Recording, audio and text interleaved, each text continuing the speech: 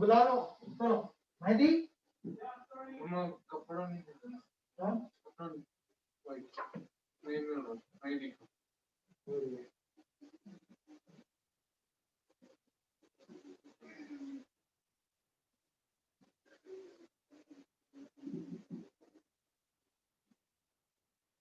आपा की मेहंदी में वाइट वहाँ बिछा दिए वो तो अच्छा था वो जॉब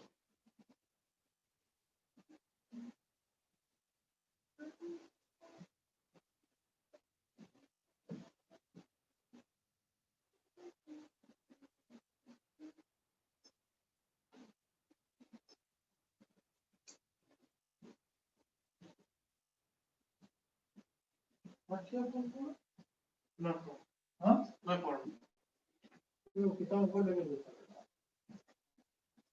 ऐसा नो किताब वहाँ से टीवी के पास जो काम से बुला लेते ऐसे ही किताब एक और एक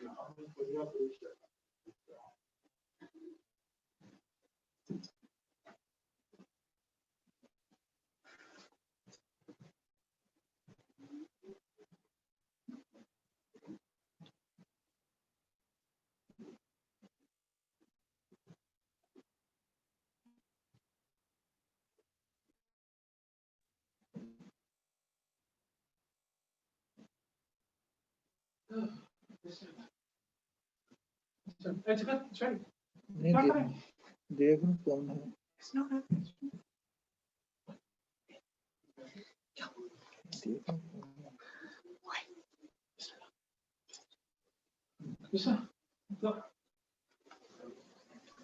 मोहम्मद वाले मोहम्मद सलवात अल्लाहुम्मा सल्ली अला मोहम्मद वाले Mohammad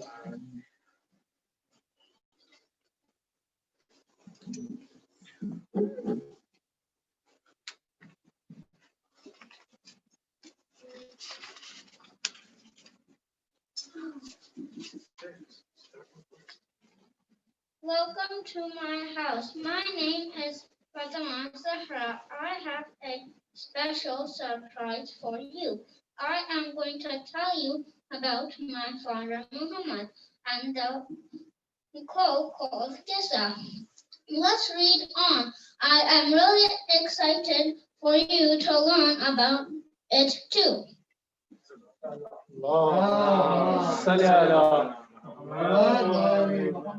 One day, my father Muhammad, the messenger of Allah, came to my house. Assalamu alaikum, ya Fatima. He said, alayhi assalam. I replied politely, oh Fatima, please bring me the kisra and cover me with it. He requested. After covering my father, I looked at his face. It was glowing like the moon, so full of praise. Then a little while later, my son Hassan arrived. Assalamu alaikum, ya Ummah, alayki assalam. My darling, I replied. I smelled something beautiful and pure like the nice scent of my grandfather, for sure, said Hassan with a big smile. So Hassan joined my father under the Qissa. Soon after, my son Hussein arrived. Assalamu alaikum, ya Ummah, alayki assalam. My darling, I replied. I smell something beautiful and pure like the nice scent of my grandfather, for sure, said Hussein with a big smile. So Hussein too joined my father under the Qissa. Then came Ali, my husband, and my father's cousin.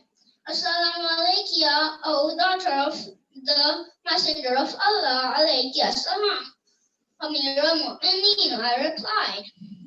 I smell something beautiful and pure like the nice scent of my cousin, for sure, said Ali with a big smile.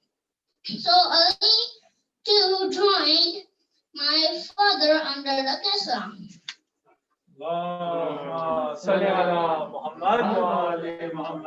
I then peered under the Qissa, the cloak. Assalamu alaikum, my father, can I please join you all under the Qissa?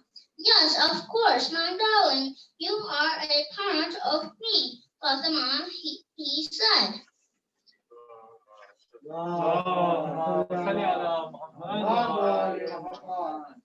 father Muhammad was so happy, and being the messenger of Allah, he spoke with Allah. Oh Allah, my Ahlul Bayt are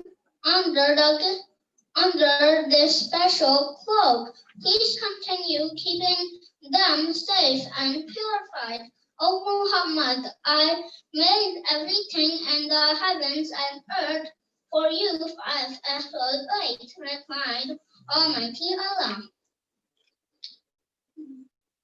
The angel Jibreel heard Allah's voice and asked, who are these special 5 people under the Qissa? They are the family of Fatima, her father Muhammad, her husband Ali, and her sons Hassan and Hussein, replied Allah. They are the Ahlul Bayt, the pure ones. Jibreel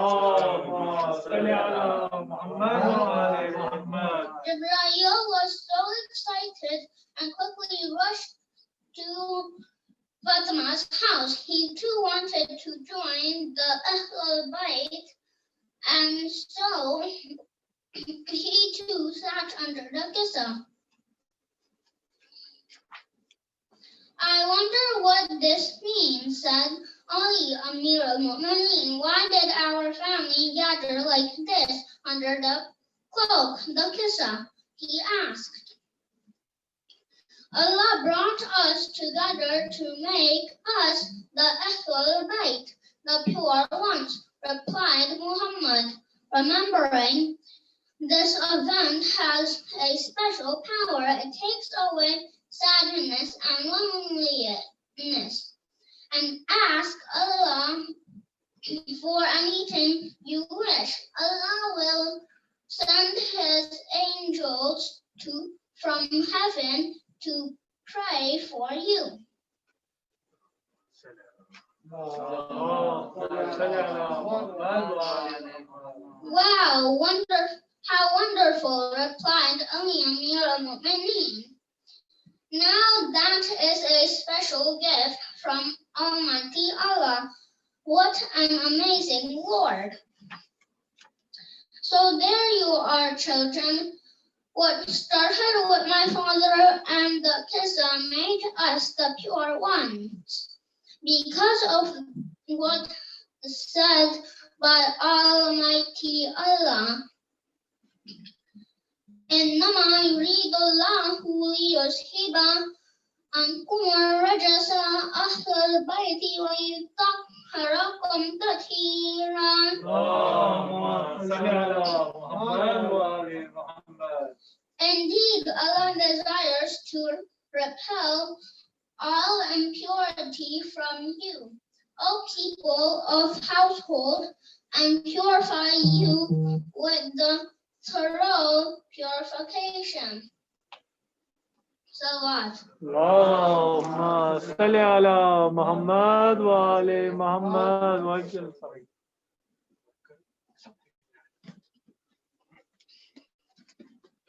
اللهم صل على محمد وآل محمد.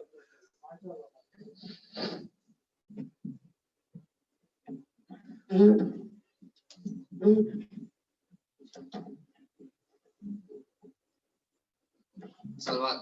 اللهم صل على محمد وآل محمد. पहुँचे सिरहाने भाई के जब Shah Karbala गाजी ने अपनी आखिरी सांसों में दी सदा मौला मौला मौला मामुल बनीन से मत कहना मौला मामुल बनीन से मत कहना शर्मिंदा सकीना से हूँ बहुत मैं पानी लेकर आ न सका मौला मामुल बनीन से मत कहना माँ ने जो सिखाए बचपन में सब याद है आदाब मुझे नजदीक खड़े रहना उस जा शबीर जहां बैठे जाके इस वक्त मगर कादिम तेरा ताजीम को तेरी उठ न सका मौला मामुल बनीन से मत कहना हर लाश पे गिर के कहते थे क्या तुम ही अली के बेटे हो मालूम है कितनी मुश्किल में खैमों से यहाँ तक पहुँचे हो अब्बास से मिलने की खातिर ज़हमत जो उठाई है मौला मौला मामुल बनीन से मत कहना किस तरह कटे बाजू मेरे मकतल में बता देना बेशक मैं जी से जमीन पर कैसे गिरा अम्मा को बता देना बेशक अब्बास के गिरने से बेशक ज़ैनब के सर से गिरी थी रिदा मौला मामुल बनीन से मत कहना शर्मिंदा सकीना से हूँ बहुत, मैं पानी लेकर आ न सका मौला, मामूल बनीन से मत कहना। चलो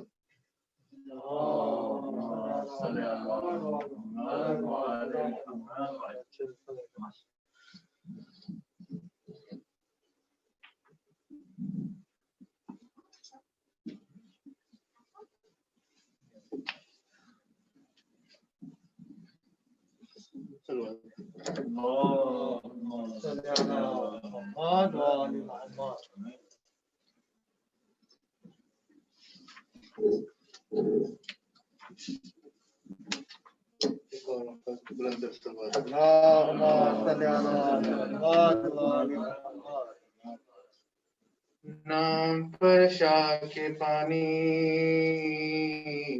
जो पिला देते हैं, मीर कौसर ने दुआ, मीर कौसर ने मुझे दुआ देते हैं। कत्ल अकबर साफिसे होता है, तय करते हैं शो, सब्र अय्यूब को शबीर जिला, सब्र अय्यूब को शबीर जिला देते हैं। फातिमा कहती है दुनिया में के आबाद रहे, शह का पुरसा मुझे सदा देते, शह का पुरसा मुझे सदा देते। चश्मे सज्जाद अगर ज़ईफ़ से हो जाती है, अश्किया पाँव की जंजीर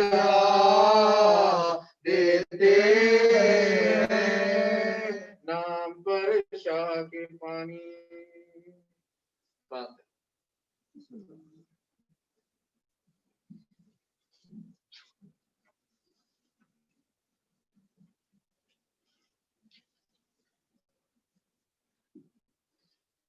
जब इज़्न पानी लाने का अब्बास को मिला, बच्चों को जमा करके सकीना ने कहा, जाते हैं अब फुरात पे, देखो मेरे चचा कुछ देर और सब्र करो तुम पे मैं फिदा, कुछ देर और सब्र करो तुम पे मैं फिदा। पानी की मैं सभी यहाँ पर लगाऊंगी, असगर को सबसे पहले मैं पानी पिलाऊंगी, असगर को सबसे पहले मैं पानी पिलाऊंगी, को सबसे पहले मैं पानी पिलाऊंगी। क्या है 3 रोज से मासूम बेखता, पानी का एक खतरा भी उसको नहीं मिला, करबो बला की धूप है और गर्म है हवा, सूखा हुआ है प्यास से बेशीर का गला, सूखा हुआ है प्यास से बेशीर का गला। लब तर करूंगी उनके तो वो मुस्कुराएंगे, फैलाए दोनों हाथों को गोदी में आएंगे, फैलाए दोनों हाथों को गोदी में आएंगे। देख इस तरफ था उधर फौज नबकार, बादल की तरह छाने लगी फिर से एक बार, कहले जफा से भर गया मैदान कारज़ार, चिल्ला रहे थे सारे जफा जो सितमशार, चिल्ला रहे थे सारे जफा जो सितमशार। फहश सकीना इमाम हुसैन तक मस्की जा सके न क़याम हुसैन मस्की जा सके न क़याम हुसैन तक एक बार कमी गाह से हुआ शाना जरी का हो के जुदा जिस्म से गिरा कुछ दूर और ये बड़े थे क्या तेरे सितम से दूसरा शाना भी तेरे सितम से दूसरा शाना सितम से दूसरा शाना भी कट गया से मश्क थाम के अब्बास रह गए दरिया लहू के जिस्म मुबारक से बह गए दरिया लहू के जिस्म मुबारक से बह गए में एक तीर लगा के मश्क पर मशके सकीना छिद गई थर्रा गया जिगर पानी के साथ गए उम्मीद के गौर झुककर आलम ने घोड़े की बागों में दी खतर झुककर आलम ने घोड़े की बागों में दी खतर अहले बैत के शाने कलम हुए बिन भाई के जहां में शायर उमम हुए बिन भाई के जहां में शायर उमम हुए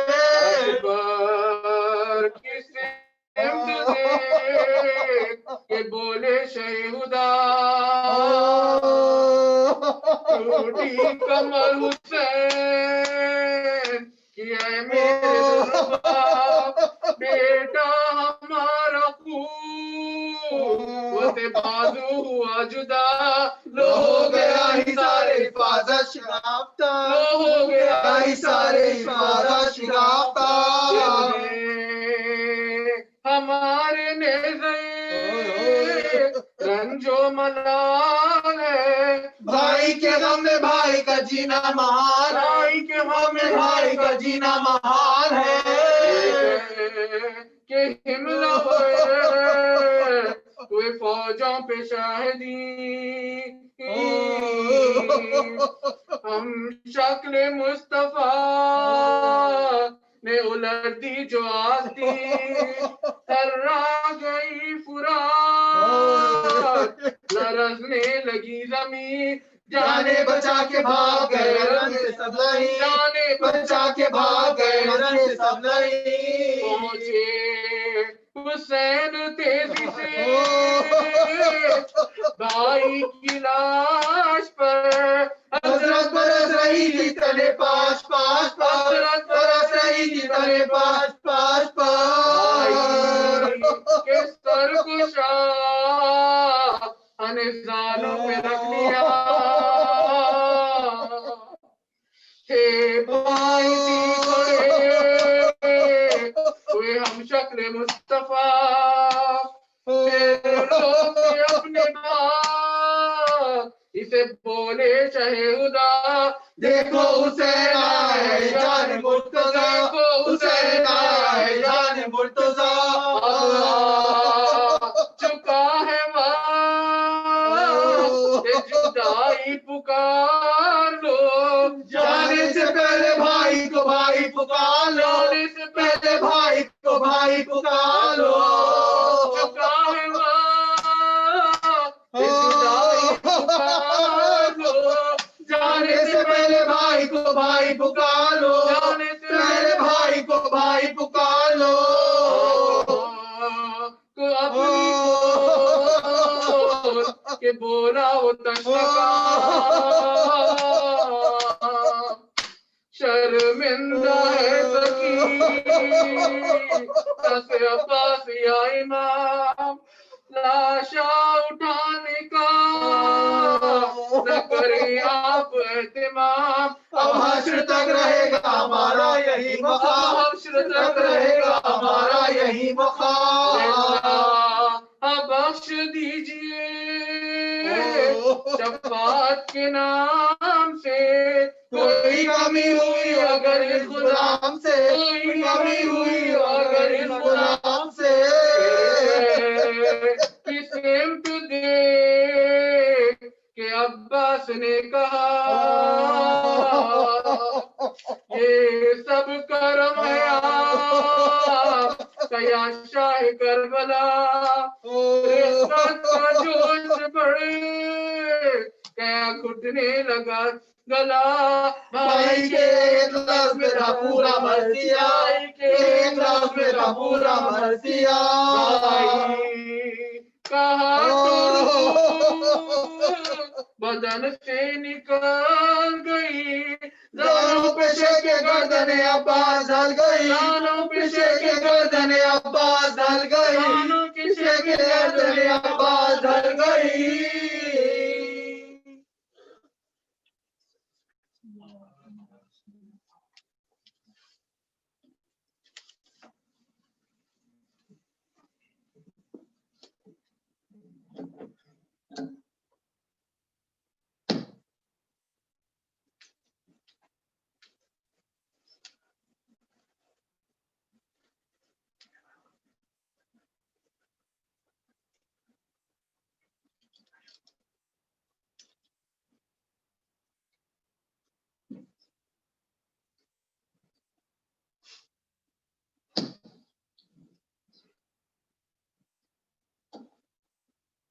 سورة المباركة الفاتحة.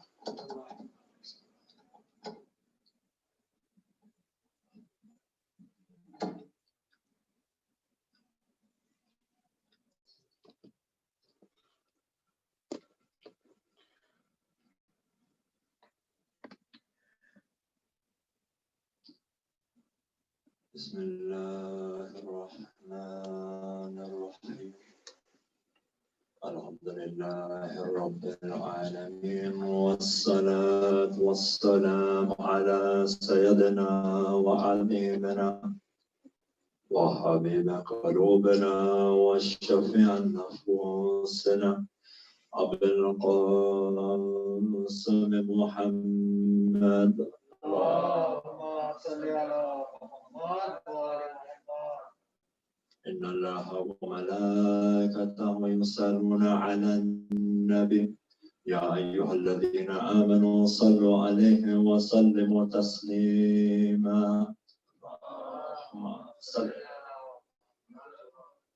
إنما يريد الله ليذهب عنكم الرجس أهل البيت ويطهركم تطهيرا. اللهم صل على محمد وعلى محمد.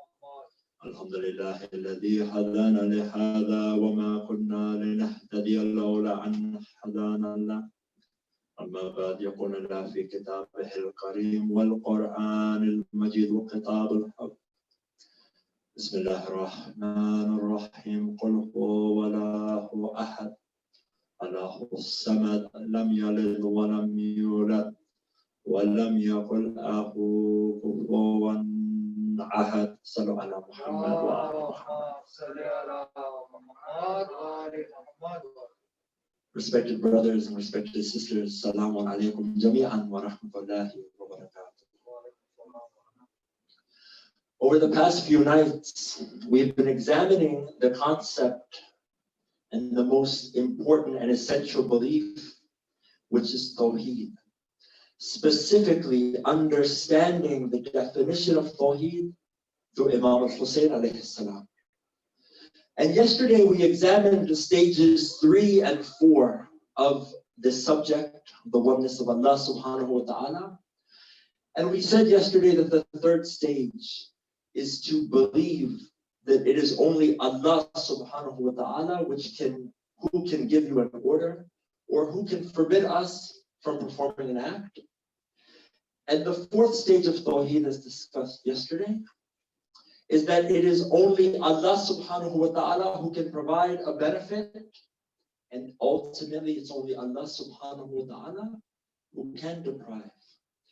Inshallah, from the mercy of the Almighty, tonight we will examine the 5th and 6th stages of Tawheed, so that we will have a complete understanding And what's amazing is that everything we have talked about so far doesn't even scratch the surface of an introduction as to what Tawheed is.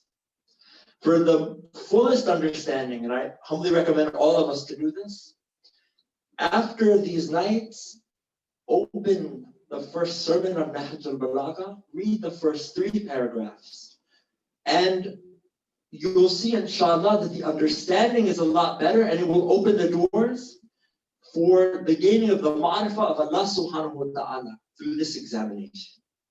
So tonight, with all of that on board, we will continue looking at Tawheed through the 5th stage. Sallu ala Muhammad wa ali Muhammad.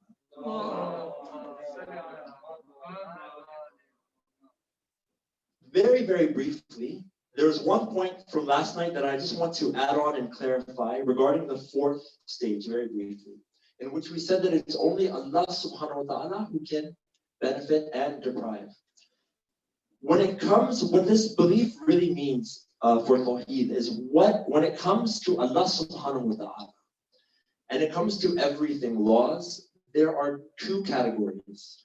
There's creation, and there's the laws of legislation. What this 4th law of Tawheed states is that Allah subhanahu wa ta'ala is the sole authority in both creation and the laws of legislation. Why is this important?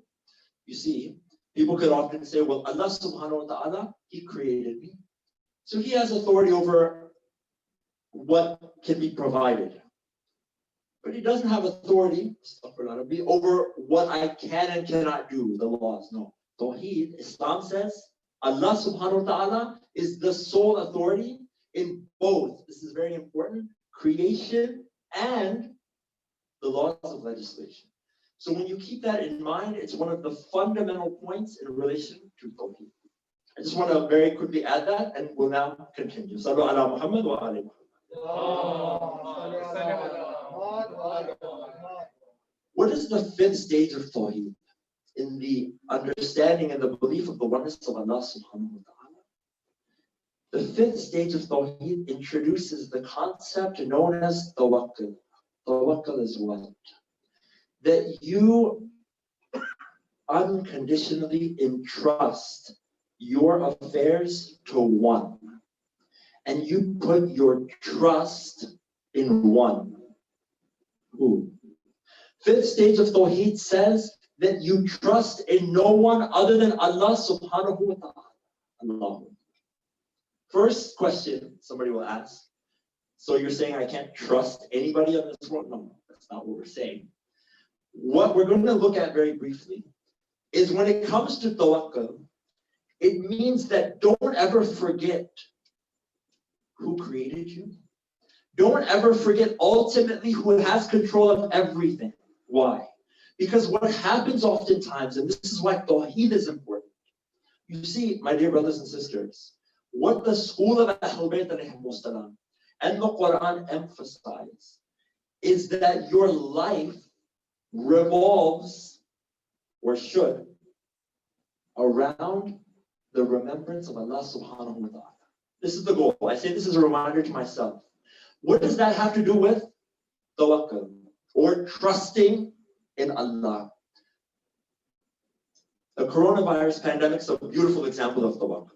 It's actually a very, very good example to illustrate this. There are many people, and all of us have been impacted in our own ways. There are many people who are going through difficulties. You'll see that when it comes to handling a difficulty, there are 2 camps. There's one person who will say, let's say, for example, we don't wish this upon anyone, and for those who are in this state, we pray that Allah subhanahu wa ta'ala helps them. But I'm sure you all know of at least one person who's lost their job. So tawakkul is a very good indication of this example. So say, for example, there's an individual, as a result of the pandemic, they've lost their job. There's 2 camps. One camp says, I'm not going to create a LinkedIn profile. I'm not going to work on my resume. I'm not going to study certifications. I'm not going to tell anybody. I'm just only going to pray to Allah. So why? He says, because Islam says tawakkul. Islam says, I trust in only Allah subhanahu wa ta'ala. So I'm just going to pray. I'm going to do every dua, every sajda, every namaz. But I'm not going to make any effort on my part to change the situation. No, this is not the way. Then the second camp says, I created every LinkedIn profile and I reached out to every director and I wrote 100 resumes and I told everyone, but I did not make one dua. I did not ask Allah subhanahu wa ta'ala's help not one time. This is not Tawheed. This is not Tawheed, my dear brothers and sisters. Islam emphasizes balance. In everything that you do, Islam emphasizes balance. Everything. There's not a single thing that Allah subhanahu wa ta'ala does not say you have to be balanced on. And when it comes to tawakkul, it's the same. People have a misunderstanding. Islam says trust that the only one ultimately who's going to get you out of this situation is Allah subhanahu wa ta'ala. But you have to put some effort. No one says, now, let's say, someone will ask, okay, I don't put any effort to find a job. I only make dua. Are you telling me Allah cannot find me a job through a miracle? No, of course not. There's no limits. We've studied over the past few nights, we've looked at how there's no limitations, but that's not how the system of Allah subhanahu wa ta'ala works. You see, we can never forget, at the end of the day, this is still a test. And Allah subhanahu wa ta'ala has a certain system through His infinite wisdom, His hikmah. There's a reason why things are the way they are. And in order for you to accomplish certain things, you have to follow the system of Allah subhanahu wa ta'ala. Yes, I can go and make a dua. And yes, Allah can answer. But that's not the system. Allah subhanahu wa ta'ala says, you work, but don't forget me. Because I am the only one who's ultimately able to fix your situation. This is tawakkul. Simplified, but this is the crux. Furthermore, the fifth stage of Tawheed says that tawakkul is this concept that you have this faculty that tells you that there is a truth. And this truth is beyond anything that is, it's bigger than us, it's beyond anything you can understand and that I can understand. What is the truth? Allah subhanahu wa ta'ala. It sounds very simple. Someone will come and say, these are all very obvious points. Yes, intellectually they are obvious. But then I say as a reminder to myself, then why have so many of the world forgotten it? That's why one of the titles of the Quran is that it's a reminder. These reminders are important because, like we have discussed over the past few nights, there's that existent shaitan who's constantly trying to come up with every reason to tell you to not believe and eventually not worship Allah subhanahu wa ta'ala. Tawakkul is one of them. He wants to come and say, trust in Allah, trust in everyone else. Two things in relation to trust very quickly. And this is on the human being level. This is very important. When it comes to you and I, and it comes to your relationships with people, I tell you, my dear brothers and sisters, one of the most precious things that you possess, cherish it. I've seen this in my own life. Cherish it. Is if somebody trusts you, don't ever break another person's trust. Because it's nearly impossible. They'll forgive. People will forgive. And maybe you've been through it too. People will forgive. But forgetting, it's very difficult to earn someone's trust. Common example, you go to a restaurant, new restaurant, you've never been. First time, you have a bad experience. Just you have a bad experience. It's very difficult for you to go back to that restaurant. You only get one shot. It takes a long time to build trust. But if you give someone your word, for example, or anything, don't ever break a person's trust. Because it's very, very valuable, number one. Number two, though, do trust in people. But trust in people in context. Oftentimes what happens is there's a difference between being optimistic. There's a difference between seeing and hoping for the good in someone. Yes. But don't expect too much. At the end of the day, we're human beings. Oftentimes what happens is we expect too much. put that hope in the only one who can actually help you. Because again, if you put your trust in me to help you, which you should, I mean, not me personally, I don't know if you should trust me, but in general, you know what I mean? You know what I mean? I'm able to help you. How am I able to help you? We talked about Tawheed. How? By whose permission? Allah subhanahu wa ta'ala. Never forget that, my dear brothers and sisters. So this pandemic has taught us, since everything was going so well, are things going to get better? They aren't going to get better, but there's a condition. Follow the system of Allah. Do what Allah has asked of you. And in doing so, trust in Him. You know, and tomorrow as we wrap everything up, tomorrow will be the conclusion. We will wrap everything up. And I've been vague, specifically in relation to Karbala and Imam al-Hussein alayhi salam. I've been vague on purpose. But you see how every stage is exemplified through the actions that occurred in Karbala. We won't go to Karbala yet on this, tawakkul, but look at one example. Battle of Badr, first battle in Islam. You know how many were on the side of the Muslims? How many were on the side of Rasulullah and Imam Amir al-Mu'mineen alayhi salam? Sallallahu ala Muhammad wa alayhi. 313. So we know. Inshallah, and the generals, the number of generals for the return of the Imam al-Hujjah Azza wa Jal Sharif will also be 313. But what was the opposition at the Battle of Badr? This is an exemplary example of tawakkul, fifth stage of Tawheed. Over 900. 900, 3 times against 313? Let me ask you a question. Do you think one time, others in the army maybe, but one time, you think that Rasulullah or Imam Amir al-Mu'mineen ever had an inkling of a doubt we're going to lose this battle? No. Why? Because they know who they have on their side. Never forget this. It's simple, but it's human nature that we forget this. You are not alone. Don't ever forget that you are not alone. No matter what you go through, no matter how difficult it is, as long as you hold on to the fact that you unconditionally trust in Allah subhanahu wa ta'ala, I can't tell you when, but it will be okay. But we have to do our part. And this is and I ask for forgiveness ahead of time. This example is very crude, but I just it's the best way I can think of it. You know, in some of those movies, there's a situation where there's one person, usually a child, and there's a hero who tells this child, he says, I will return. Okay.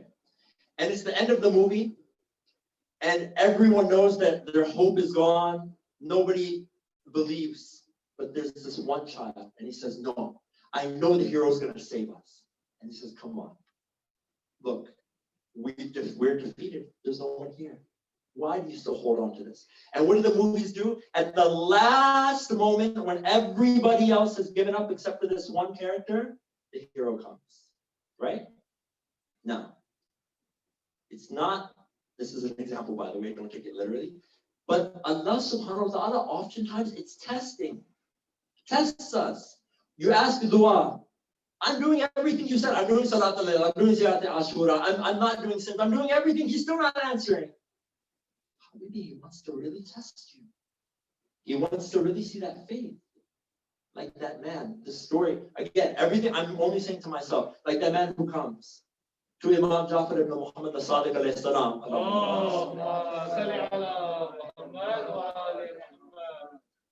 And this man was a companion. He firmly believed he wasn't doing anything wrong. He was a lover of the Imam. He says, Imam, why don't we go and fight? The opposition is here for the Abbasid Umayyads. Why don't we go and fight? He says, okay. And you all know the story, but this is tawakkul. Go on the Tadur. Tadur is there, Abin's there. Imam, okay? Now, not your parents we're talking about. We're talking to the Imam. When the Imam gives you a command, that's why everyone says, oh, I wish I was there on 10th of Muharram. My dear brothers and sisters, only myself, we cannot come near the dust of the 72. Imam Sadiq alayhi salam, the man, he says, go in the Tadur. He says, Mawla, I would. I have a family. I have a wife. I have kids. I have a job. I says, okay, no problem. You all know. This man comes in, true tawakkul, true submission to the will of Allah subhanahu wa ta'ala when your imam tells you. Carrying some stuff. Imam, he comes in. Imam says, go in the tandoor. Drops everything, runs in the tandoor. Doesn't even think. Think in the sense of what? Asking questions, oh, this, that. No, tawakkul. Tawakkul is always on. Trusting Allah is always on. The man's like, oh, he's gone. Wow. Opens, sitting reading Quran in a garden, some narration say. The point is what? Tawakkul. Trust in Allah. Don't ever come into a situation because it's going to get hard. It is, that's the point. Jannah is not easy. It's not meant to be easy. Earning heaven is not supposed to be simple. For all of you, and mashallah, there are many, those who are in school or working to become doctors, for example, or any field. Why are the whole world, I'll just take doctors as an example, why isn't the whole world doctors? Because it's hard. It's not meant to be easy. You have to struggle. You have to really struggle.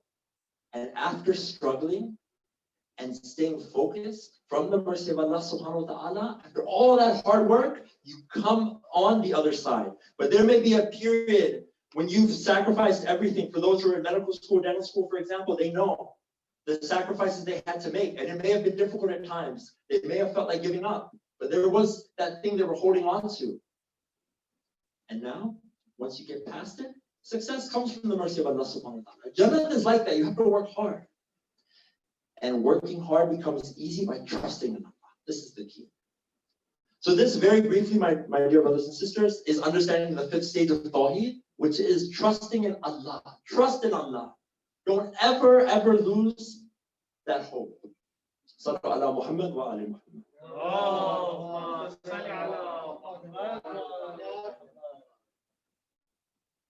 My dear brothers and sisters, time is against us.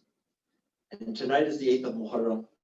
And tonight, we're going to slowly and completely focus on Abu Fadl alayhi salam. But, so I just want to cover this last stage very quickly before we get to the final stage tomorrow, inshallah. The 6th stage of Tawheed is what? It goes off of the first one. The first stage we mentioned is Tawheed fil Ibadah, which is the concept that your worship is strictly and solely for Allah. We discussed in detail. The 6th stage of Tawheed is what?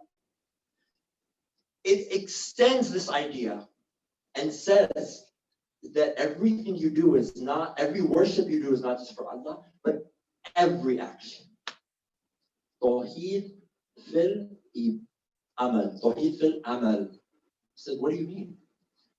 You know, we often think, for example, with the wajibat, that do Hajj, and anything religious, I do for Allah, no problem. But you're telling me everything, driving a car, I have to do for Allah's pleasure, eating, Allah's pleasure, even sleeping, you're telling me every amal? Yes. This is Ahlul Bayt alayhim salam. Bear with me here. This is Tawheed. So how? I remember Sheikh Jalil actually mentioned this one time. It's beautiful. You go to work. I said, brother, I'm going to work. How am I supposed to, how am I supposed to do this for Allah? We talked about this in the beginning, the power of niyat. Look at the mercy of God, that simply by taking your niyat and making it for the pleasure of Allah subhanahu wa ta'ala, the entire act is shifted. What do I mean? Sheikh Jalil said, he said, you're getting ready to go to work. Before you go to work, you say to yourself, Bismillah ar-Rahman ar-Rahim, for example, oh Allah, I go to work today strictly qurbatan Allah ta'ala. I go to work strictly seeking your pleasure. You know what? Sheikh said that entire 8 hours you're at work, it's as if you're worshiping Allah subhanahu wa ta'ala. Why? Because you took that amal, you took that act, and you dedicated it for the pleasure of Allah. That as you're doing those actions, you remember Allah. Even something as simple as cutting the grass. Bear with me. So what do you mean, cutting the grass? Brother, are you crazy? No. How? As you're cutting the grass, all you do, Subhanallah, Alhamdulillah, la ilaha illallah wa Allahu Akbar. Just think it. You will see when you dedicate an act, even something simple, cutting the grass is ibadah. No, on its own it's not.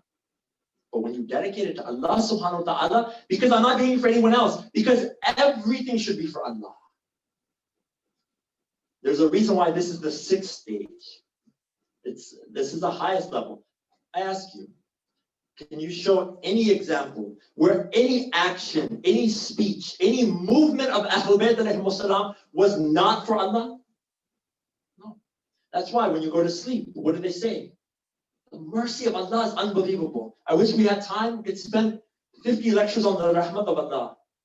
Doing wudu before you go to sleep. Allah says if you do this one act which takes 3 minutes and go to sleep, I will give you the reward as if you spent the entire night in sajda and worship for me. Wudu. Sleeping even I can get ibadah. The last thing, and we're gonna, because it's pretty self-explanatory, so we won't spend a lot of time on it. We'll move very quickly.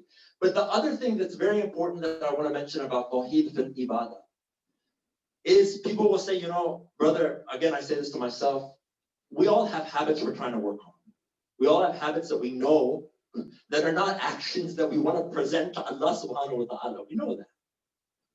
I'll give you a common example, gossiping, backbiting. You know, try this trick. Before you do anything, and we're taught this, before you do anything, start with what? Bismillah. Salawat and Bismillah. Sallu ala Muhammad wa ali Muhammad. Allahumma salli ala Muhammad wa ali Muhammad. Imagine, I know that I have a problem with backbiting. And I see my friends who I always, when I'm with them, I always backbite. Number one, if you always backbite with them, they probably shouldn't be your friends, but that is another discussion for another day. But I'm with them and I know that I am going to gossip with them. Okay, what do I do? Let me ask you a question. Bear with me for the example. I know it's a little weird. If a person, astaghfirullah Rabbi, was getting ready to eat pork, do you think they would start with Bismillah? Ask yourself. You know you're about to eat pork. You say, oh Allah, Bismillah ar-Rahman ar-Rahim, I'm going to eat this pork. No. Why? There's that shadam there, that shame is there. Just by mentioning the name of Allah subhanahu wa ta'ala, you think twice. So if you're getting ready, you want to go do riba, start and say, Bismillah ar-Rahman ar-Rahim. Now you're going to go do riba? Dedicate those deeds, those actions to Allah. This is Tawheed. Start, and everything you do, try. And the thing is, people always think, you know, I'm living here in America, public. Nobody's saying you have to yell it. You know, nobody's saying when I'm cutting the grass, I have to start yelling the, you know, subhanallah. No. Just think it in your heart. You get ready, you sit in the car. You're getting ready to go in a meeting. You're getting ready to see. Just always. Why? Because all of this revolves around taqwa. Everything I've described is the definition of taqwa. Taqwa is what? Taqwa is that your entire conscience, your entire existence is only there to offer everything for the pleasure of Allah. That's taqwa. Tawheed is what? That remembrance that your life and my life means nothing if Allah is not pleased with us. Right? The entire world could say that this person is good, for example. But if Allah's not happy, where's the value? And that's eternal. And I want to transition here. I'm not going to go to Masayib yet. But I am going to transition here. Because it's very difficult to find an example better than Tawheed fil Amal, than the moment that Abu Fadl is by the banks of Furat. Bear with me here for a second. I won't go to Masayib yet, because I really want to focus on this. Every time I hear this and I study it, I just say, Assalamu alaikum ya Abu Fadl. Imagine, truly, put yourself in this situation. Don't just say, oh, this is Abbas, of course he's like this. No. Ask yourself as a human being. Imagine 3 days in the heat of Iraq, you've had no water. And you now get to this situation where you're all alone and the coolness of the waters in your hands. Let me ask you, and remember, the thought, this is very important, always defend this if this ever comes up. The thought of drinking that water never even came into the mind of Abu Fadl. This is very important. The thought didn't even come into the mind of Abbas. But let's just say, for argument's sake, that Abu Fadl had taken the water and he had drank. Would anybody have blamed him? Would anybody have said, how could Abbas have done that? No. What level do you have to be? What consciousness do you have to be that selfless, to have that awareness of your creator, and by extension, that awareness of the needs of your imam, to take this water and to chuck it and throw it back into the Quran? That one act, the entire life of Abbas could be examined, but just that one act alone, show me in history that level of selflessness, that level of awareness. That act is only because of Tawheed. You know, they say that the greatest proof of the existence of God is Ahlul Bayt. Not the mountains, not all the proofs, and there are millions of proofs, but the greatest proof is the Ahlul Bayt alayhi salam. Because of acts like this. If worshipping Allah creates an Abbas, you're going to tell me there's no God? Imagine Abu Fadl. And you know why this was so intense? I remember, and I'll tell you personally, and then we'll go to Masayib inshallah. But tonight is the night of Abbas. Tonight we remember. When I was doing Hajj, I had just finished, and now we're walking back. For those who have gone, and inshallah, I pray Allah subhanahu wa ta'ala gives you all the opportunity to perform Hajj, inshallah. All the acts were done. I was considered a Hajj. And it wasn't even, it was October, so it wasn't even like the peak, but it was Dhuhr. We're walking back from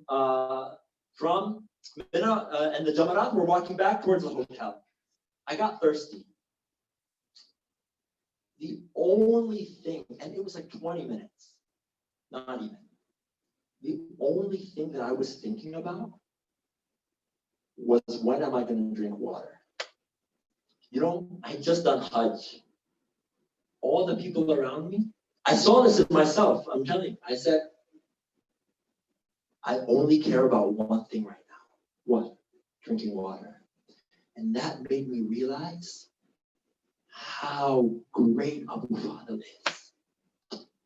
And that thirst was so intense, but the love of Hussein was such that he picks the water and he throws it. Never forget that, my dear brothers and sisters. Look at the power of self-restraint, look at the power of wafa and loyalty, and look at the power of remembering Allah subhanahu wa ta'ala. Assalamu alayka ya Abu Fadl. You know, they say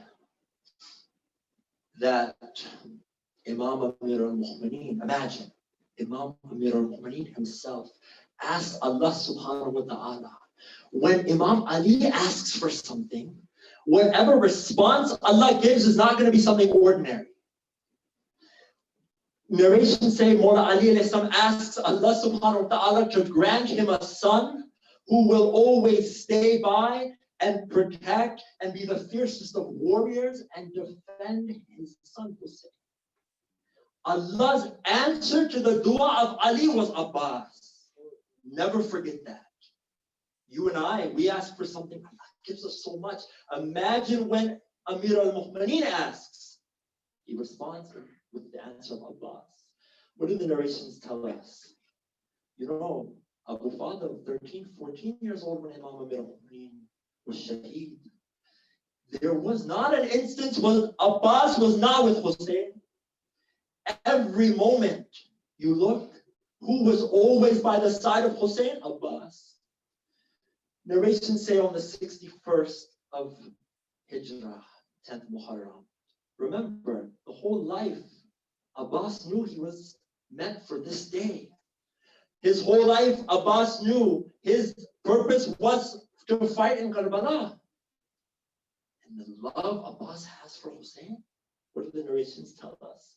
On the 10th of Muharram, from the beginning, Abbas goes to his master. He says, oh, my master, please give me the permission to fight. And consistently throughout the day, Mullah says, oh, my brother Abbas, how can I give you permission? You are my flag bearer, you're my alamdar, I cannot. Companions go, companions don't come back. Abbas goes and says, my master, let me go fight. Abbas, you're my alamdar, I cannot. Ali al-Akbar goes and does not come back. Abbas goes and says, Mullah, now let me go fight. I can't, you're my alamdar, O Abbas. Oh, Muhammad go. Qasim goes to the point when nobody is left. 3 brothers of Abbas. Abdullah, 25. Uthman, 19. Ja'far, 21. Abbas goes to his 3 brothers, the sons of Banin, and says, oh, my brothers, I'm paraphrasing, go and make me proud. They, each one of them, go and defend and give their life for Hussein. Now, Abbas, Hussein alone. Abbas says, oh, my master, let me go and fight, please. It's so heavy on me. I must go. Mullah says, Abbas, if you must go, you hear that? They say at the moment, the cries of Sakina came from the tents. Al-Atash, Al-Atash, Al-Atash. Abbas, Mullah says, oh, Abbas, if you must go, you hear those cries? Go and bring water for Sakina, oh Abbas. You know what the narrations tell us? Abbas says, oh, my master, right away. I will go and I will bring the water. Before Abbas goes, he goes towards the tent of Sayyidah Zainab salam alayha. Abbas goes towards his sister and he goes and asks for permission. He says, oh, my sister, give me permission to go. Sayyidah Zainab salam alayha, she says, now I know why my father, what he meant on the 19th of Ramadan, 20 years ago. What do you mean? The narrations say that Imam Ali told Sayyidah Zainab that there will come a time where this city of ours in Kufa, you will be brought and your hands will be tied and you will be taken as a prisoner. Sayyidah Zainab tells Abbas, I never understood with 18 brothers, one of them being you, O Abbas, as long as you are around, how could that ever happen? But now I understand that you are here asking for permission for to go out and collect. I know that I will not see you now. I know what will happen, oh my brother Abbas. Allahu Akbar. Narrations say Abu Fadl goes on the horse. In one hand, he holds the alam, in the other hand, a small sword, and puts the water basin on his back, on his shoulder. Now, what the enemies did, what Umar Asad and Shimr did, is they placed 4,000 soldiers on the banks of Furat. But earlier I told you that Abbas got to Furat. How? Because this is no ordinary individual. This is a lion among wolves. Narrations say Abbas goes and charges. Majority of them scatter away from Furat. Maqtal says 80 individuals Abbas kills. Abbas reaches Furat. Abbas takes the water. He looks at the cold water. He says, oh, Abbas, you're thinking about drinking water while your master Hussein is about to drink the syrup of death? Pours the water into the Furat and fills the mush. Now puts the water basin or water carrier back on his shoulder. Narrations say Abbas starts going back towards the camp of Hussein. The hope of Abbas, the excitement of Abbas, knowing that he will be able to bring the water to his 3-year-old niece. What do the narrations say? Narrations say as Abbas goes back towards the camp of Hussein, that one of the enemies comes and cuts off the right hand of Abbas. Abbas takes the alam and puts it in his left hand and continues on. He's not bothered. At that time, narrations say another man comes and cuts off the left hand of Abbas. Abbas puts the water carrier in his teeth, holding the alam with his arms, continues to go on. The narrations say, Umar Asad says, by God, no matter what, do not let the water reach the camp of Hussein. Narrations say that an arrow comes and strikes the water carrier and the water falls out. Abbas stops his horse. Allahu Akbar. Abbas stops his horse. They say that when the water fell out, Abbas did not know what to do. Umar Asad at that time, they say 4,000 arrows rained upon Abbas. Narrations say now Abbas is standing there on the horse. What happens? One Hurmala bin Qa'il shoots an arrow into the right eye of Abbas. Abbas goes in the Maktab of Sheikh Jafar Shustari pulls the arrow out of his eye. As Abbas goes to pull the arrow out with his knees, one of the enemies comes and takes a rod and hits the head of Abbas. Abbas falls down. Sheikh Naini narrates that one day I was mentioning the Masa'ib of Abbas, and that night I go home. Sheikh Naini says that Sayyidah Fatima comes in my dream, salam alaiha, and Bibi's crying. Sheikh says, oh Bibi, why do you cry? Have I narrated something wrong about your son Abbas? Sayyidah Fatima says, you did not narrate the greatest musibat of Abbas.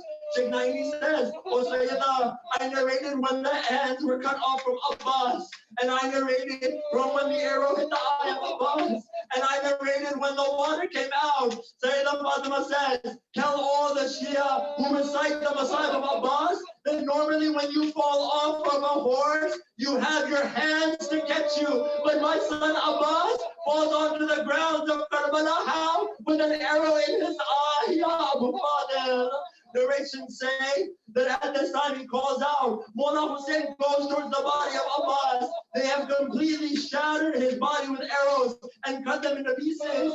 Narrations say as Mullah sees the body of Abbas, he places the head of Abbas in his lap after clearing the blood out of his eye. Narrations say Abbas takes the head out of his lap and Abbas is crying. Mullah says, why? Why do you take your head out of my lap? Why do you cry? Abbas says, oh Mullah, now you are by my side. You have your head in my lap. But in a few moments, who's going to have your head in their lap? Who's going to have your head in their lap? I'll leave you with this, my dear brothers and sisters. They say, Ayatollah Bahar al-Rum narrates that one time in Karbala, they called him for an emergency to go to the Haram of Abbas. And they say there was water that had come in the grave. They said, oh Ayatollah, oh Sayyidina, you always told us that Abbas was so tall that when he would sit on a horse, his feet would touch the ground. Sayyidina says, yes, this is true. He says, then why was the grave of Abbas that we see, why was it so small? At this moment, Ayatollah Bahar al-Rum goes and strikes his head against the wall and cries and says, now I know that they cut the body of Abbas into so many pieces. How small the grave must have been. Ya Abu Fadil, Ya Abu Fadil, Maatale Abbas, Maatale Hussein.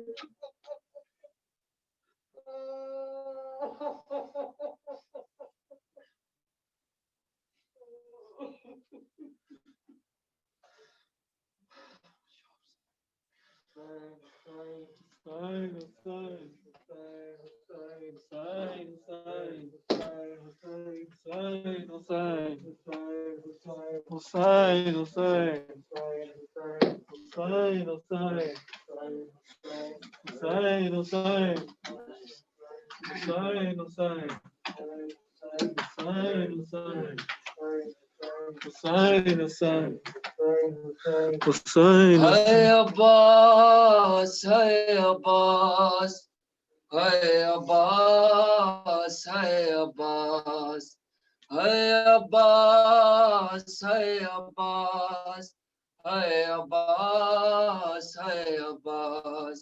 Shah कहते थे मेरी आंख के तारे अब्बास, शाह कहते थे मेरी आंख के तारे अब्बास, शाह कहते थे मेरी आंख के तारे अब्बास।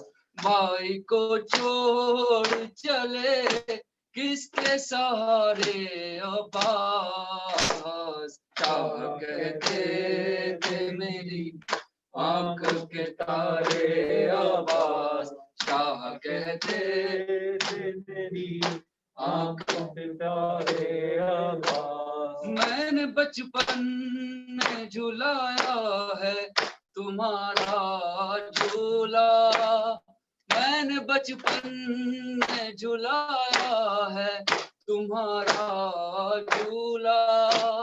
तुम हो असग़र की तरह राज दुलारे अब्बास, शाह कहते थे मेरी आंखों के तारे अब्बास, शाह कहते थे मेरी आंखों